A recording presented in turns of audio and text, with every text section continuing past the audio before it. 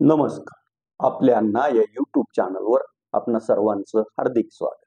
आज राखी पौर्णिमा. अनेक भाऊ आज बहिणीकडून हातात राखी बांधून घेणार आणि राज्यातील महायुती सरकारनं तर राखी पौर्णिमेची ओवाळणी म्हणून प्रत्येक बहिणीच्या खात्यात 3 जून जुलै आणि ऑगस्ट या 2 महिन्याची मिळून 3000 रुपयाची रक्कम देण्यास सुरुवात केली आहे. 16 ऑगस्टच्या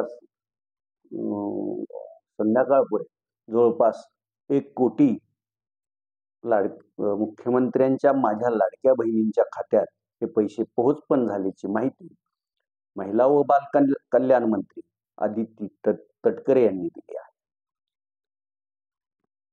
आज नारळी पौर्णिमा पण आहे.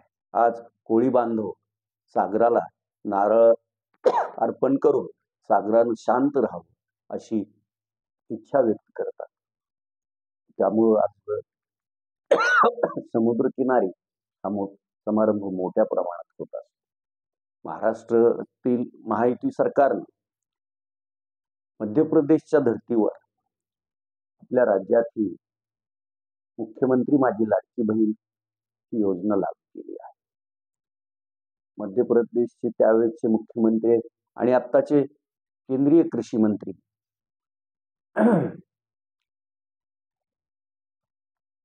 यांनी सुरू केलेली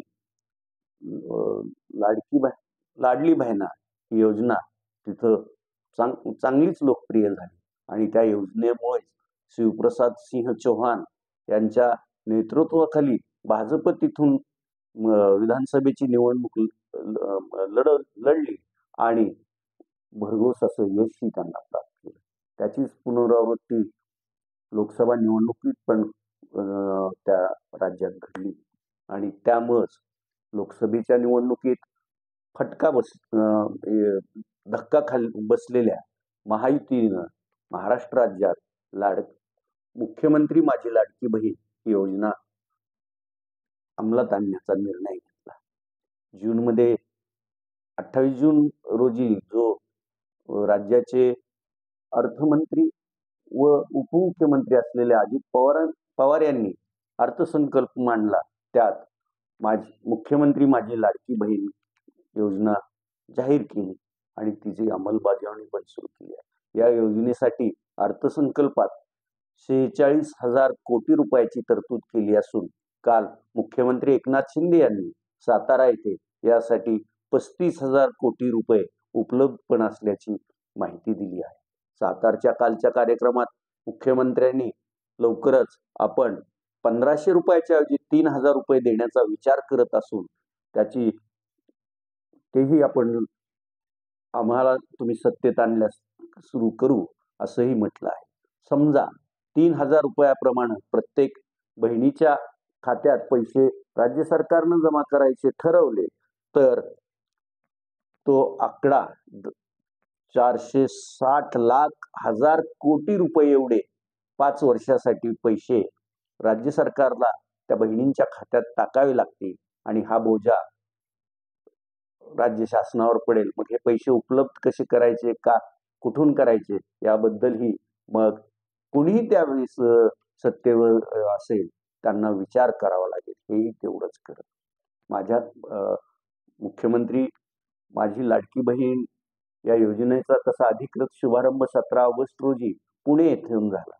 यावेळी मुख्यमंत्री शिवसेना एकनाथ शिंदे पक्षाचे मुख्यमंत्री असलेले एकनाथ शिंदे, भाजपचे सर्वेसर्वा राज्यातले सर्वेसर्वा असलेले उपमुख्यमंत्री देवेंद्र फडणवीस, राष्ट्रवादी अजित पवार पक्षाचे प्रमुख आणि राज्याचे अर्थमंत्री व उपमुख्यमंत्री अजित पवार या तिघांनी एकत्र येऊन त्या बहिणींचे आणि तिघही कसे सख्खे आणि एक दिलाने काम करणारे भाऊ आहेत हे दाखवलं असलं तरी वास्तव्यात तसं आहे असं दिसून येत नाही. कारण जेव्हा केव्हा हे तिघही वेगवेगळे कार्यक्रम करतात त्यावेळेस फक्त आपणच ही योजना आणली आणि आपणच बहिणीच्या ताटात ओवाळणीचे पैसे टाकण्याचं पुण्याचं काम केलं असं सांगत फिरत असल्याचं चित्र दिसत आहे.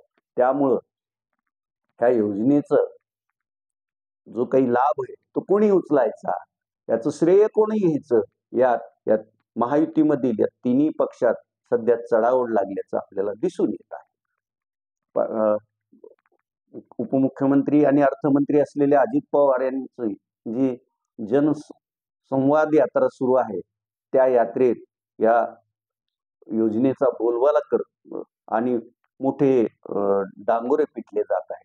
परंतु या यात्रेच्या कार्यक्रमात कुठेही मुख्यमंत्री एकनाथ शिंदे, उपमुख्यमंत्री देवेंद्र फडणवीस यांचे कुठल्याही बॅनरवर फोटो नसतो, की त्यांचा भाषणात पण उल्लेख नसतो. तसं मग त्यावर स्पष्टीकरण देताना राष्ट्रवादी अजित पवार पक्ष सांगतो, हा आमचा पक्षाचा कार्यक्रम आहे आणि पक्षाच्या कार्यक्रमात ते आमचे सहकारी पक्ष असले तरी आमच्या पक्षाच्या ह्याच्यात आमचंच आम्ही हे करणार, हे ते ठामपणे सांगतात. आणि मग त्याला सगळे उत्तर देणं इतरांना शक्य होत नाही. काल मुंबईतही भाजपकडून या योजनेचा याच्यासाठी एक रक्षाबंधनाचा मोठा कार्यक्रम घेण्यात आला. उपमुख्यमंत्री आणि भाजपचे राज्यातले प्रमुख म्हणून असलेले नेते देवेंद्र फडणवीस यांच्या अगदी त्यांच्या हाताच्या कोपराच्या याच्यापर्यंत लाडक्या बहिणींनी राख्या बांधल्या. अजित पवारांनाही अशाच राख्या बहिणी बांधत आहेत. त्यामुळे अजित पवार म्हणतात की माझा हात ओढून ओढून मीच बेजार होतो की काय, असं त्यांना वाटू लागल्याचं ते मिश्किलीनं म्हणणं आहे. तशी स्थिती मुख्यमंत्री एकनाथ शिंदेची पण आहे. मुख्यमंत्री एकनाथ शिंदे काल सातारा जिल्ह्याच्या कालपासून सातारा जिल्ह्याच्या दौऱ्यावर आहे. काल त्यांनी साताऱ्यात एका कार्यक्रमात लाडक्या बहिणी मुख्यमंत्री माझी लाडकी बहीण योजनेचं माहिती सर्वांना दिली. ही योजना बंद पडू देणार नाही हेही त्यांनी सांगितलं आणि उपस्थितांची मतं आणि मन जिंकण्याचा त्यांनी प्रयत्न केला. या मुख्यमंत्री माझी लाडकी बहीण योजनेवर जे राज्य शासन जाहिरातबाजी करत आहे त्याचा खर्च तब्बल 200 कोटी रुपये एवढा आहे. आणि मग त्या 200 कोटी रुपयाच्या खर्चात येत्या विधानसभेसाठी महायुती आपलं बाजू भक्कम करण्याचा प्रयत्न करत आहे. 17 ऑगस्टला तर मुख्यमंत्र्यांनी जवळपास 25% मते आपण आत्ताच कॅश केली असल्याचंही म्हटल्याचं वृत्त आहे. पण ही 25% मतं मग शिवसेना एकनाथ शिंदे यांच्या धनुष्यबाणावर, देवेंद्र फडणवीस आणि भाजपच्या कमळावर, ही राष्ट्रवादी काँग्रेस अजित पवार पक्षाच्या घड्याळ चिन्हावर पडतात, याचं उत्तर विधानसभा निवडणुकीनंतर ज्यावेळेस मतमोजणी होऊन निकाल लागेल त्यावेळेस स्पष्ट होणार आहे. परंतु या तिन्ही नेत्यांची आपल्याच पक्षाच्या आपल्याच उमेदवाराला जास्तीत जास्त लाडक्या बहिणींनी मतदान करावं ही धडपड मात्र सुरूच आहे आणि ती अगदी मतदानाच्या दिवशीपर्यंत सुरूच राहणार आहे. आणि मग याच्यात कोणाला काय किती फायदा होईल काय नाही हे काळच ठरवणार आहे. आज तुर्तास एवढंच. धन्यवाद.